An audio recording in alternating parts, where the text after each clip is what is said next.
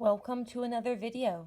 Keep watching to see how to make this silver and green leaf happy birthday card. Here are the supplies that you need to make this card.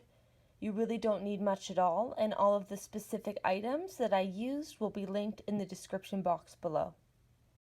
I always start by drawing out the design in pencil. I find that this step usually takes me the most time. However, once everything is drawn out, it's really easy to go back in and color everything in. Once you've drawn everything out in pencil, take your green pen and outline the leaves.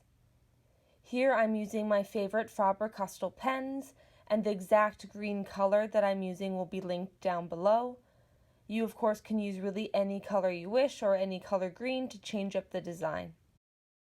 Next, color in the leaves using the same color green pen. And finally, with your green pen, trace over the words happy and birthday. I ended up going over the words twice just to make them a little bit darker. The next step is to switch over to your silver pen and outline around the leaves. Then color in the background silver.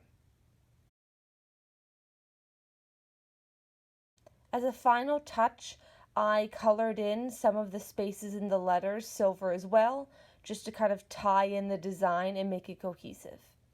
And once you have that complete, this card is done.